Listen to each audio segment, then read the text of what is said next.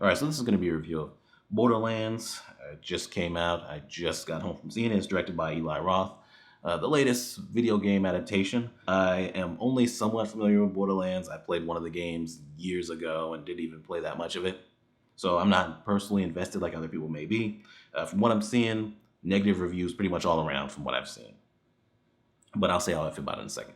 So, like I said, I'm not super familiar with the games and the lore of the games and things like that. The lore here, from what I could put together or remember, is a long time ago in the galaxy there was this race of advanced beings, the Iridians, and they died off or whatever. They're gone now, but they left behind remnants of their technology. Technological advancements have been made by human beings because of those things that they left behind. One of the things they left behind was a vault on the planet Pandora, and there's chaos on that planet because everybody's trying to get in that vault. One of the things you need to get in the vault, though, is I guess the Iridian daughter. A girl that has the blood of the Iridians, is one of the keys to get in, and they believe that that's Tina in this, played by Ariana Greenblatt. So Roland, played by Kevin Hart, kidnaps her, brings her to Pandora to try to get in that vault. So then we have our main character, Lilith, played by Kate Blanchett. She's a bounty hunter, and she's hired by Atlas, the father of Tina, played by Edgar Ramirez, to go to Pandora and get his daughter back. But she gets down there. She has a past with Pandora and things like that. Things get revealed. She gets down there, and pretty much chaos ensues. So, like I said, this movie's been getting bad reviews, and I agree with those reviews. This is not a good movie. The comedy is horrible. The story is kind of just thrown together. The characters don't really feel like that much of a team. You don't really get invested in them all that much. There's plenty of negative things here, especially that comedy. But we'll get back to all that. Positives. I do think the movie looks all right. Right, from the little bit that I have played of the games, they did have they did put some effort into making it look like the games, like the guns and things like that. I like Kate Blanchett's character for the most part, and I liked her performance. I think she's probably the best part of this, even though I didn't like where the story went with her. But I do think she's probably one of the best parts of this, and the performances. We got Jamie Lee Curtis and Kevin Hart and things like that. I think the performances for the most part are okay. Kevin Hart, even though this movie's full of comedy, he's more of a serious character, which really kind of shows you how little range he has as an actor because he has like no personality as a result of that. So whenever he's not speaking, I kind of forget that he's even there, his character. But I guess he was all right. I thought the action was okay, right? I like the thing that Kate Blanchett's character is doing, where she's like spinning her guns before she shoots people. It's bloodless, right? It's like there's really there's not much to it, but it is kind of fun on that kind of cartoony like video game type level. With them blowing things up, like the Tina really loves throwing bombs and things like that. Them working together to take down some people or running away from some people. It's like, all right, that's kind of entertaining. I think the fights, especially one, went on for too long to a point where it's like, okay, we're kind of doing the same thing over and over. It doesn't need to last this long. But I still kind of enjoyed the fights for the most part. All right, so negatives. It's one of those where you have an adaptation of a video game. So, like I said, I haven't really played that much of the game. You have an adaptation of a video game, right? In a video game, you can kind of let certain things slide with the story not being all that great and things like that.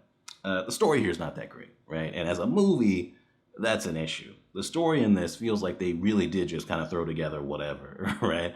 The characters don't really, there's not much to them. You don't really get invested in them and things like that.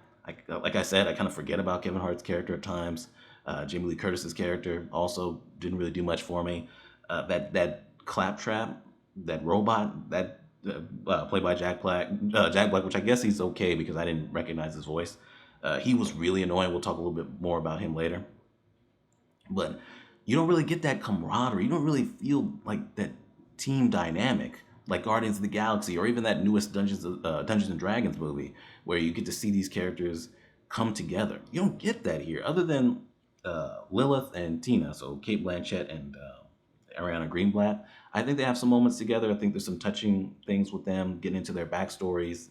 It's almost to the point where I feel like the movie would be better if it was mainly just about those two and their dynamic. Like if she would have been the one to kidnap her in the beginning, and then they're together the whole movie.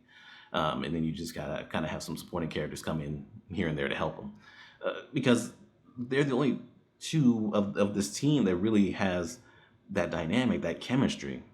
It really doesn't work with this comedy. So there's two things that uh, took this from mediocre to me to bad, down to bad. One, which is the main one for me, is the comedy. The comedy is so fucking bad, especially with that claptrap character. Oh my god, it is terrible. Them driving in the truck and they open the window and some liquid flies on them. Turns out it was pee, I guess from the monster that's about to attack them. That was lame. And then there's a point where Claptrap is just getting shot up, to the point where it's like, okay, I guess this thing just can't be destroyed. I guess, okay, meaningless, other than for the comedy of it, him getting shot up. I guess the bullet stayed inside of him, so he needed a moment so he could put his hands out, put his hands on something and just shit the bullets out. Like it's like he's shitting the way that he's talking about what's going on to the other characters and things like that. He's essentially shitting the bullets out. And that goes on for like 3 to 4 minutes, and it's not funny at all. It went on for so long. It was so lame. But I mean, it was just line after line after line. There was a couple of chuckles here and there, but it was just like, man, you guys are really forcing this comedy. You don't need to be constantly forcing these jokes. Claptrap just never shuts up. It's nonsense. But then it gets to the end. That's when it gets really bad. There's a line at the end by Claptrap. I'm trying not to spoil anything, but he's holding like a bottle of champagne or something. There's a celebration, and he accidentally bursts the bottle with his hand, and he goes, "Oh, premature celebration. I promise this never happens." I was like, man, you really reached for that premature ejaculation joke. There was no need for that. There was no, other than me, there was no reaction from the audience. It's like they didn't even realize that that's what that joke was supposed to be. And the movie just kept moving. I mean, because it was almost over at that point anyway. Then you get to the ending.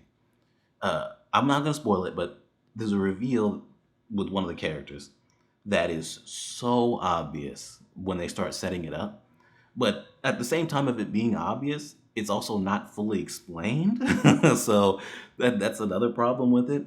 But it leads right into the climax, which, okay, there's going to be a firefight or something like that going on. No, it turns into like a lame superhero movie climactic battle with like powers and shit like that. It's like, wow, this does not feel like it fits in here. I mean, I don't know, like the popularity of superhero movies when they wrote this made them decide to do that. I don't know if that's in the games or not, but it was so lame and forced to me. And the effects too, which I haven't mentioned up to this point. The effects have been pretty bad at times, mainly in the action scenes. Whenever somebody has to like jump or something like that, it's very obvious, CGI, and it doesn't look real. At this point, this is when it looks the worst, where it's like, okay, every time there's like any real like action happening with this character, it doesn't look real to me at all. And I guess it's fitting for an adaptation of a video game series that's years old, for it to look like an old video game with these effects. And I didn't even say the villain's not that great anyway. He's barely really in the movie all that much, and then at the end, there's not much there. And also, I didn't reveal like this is Vault that they've been looking for this whole time. It's kind of underwhelming when we finally get there. I'm just gonna put that one out there too. So yeah, I'm giving this trash. If it wasn't for the comedy and the ending just really falling flat like it did, I was ready to give this a rental. I was like, okay, it's mediocre, but I'm not gonna say it's necessarily trash. But man, as it went on, the comedy just got so bad, and the ending was really bad. Like we really didn't know how to end this, so like let's just do some superhero shit, I guess. But anyway, that's Borderlands. I'm giving it trash. Don't bother with it. Don't bother with it. All those negative reviews, they're right. Don't bother with it. Anyway, that's it. We're done.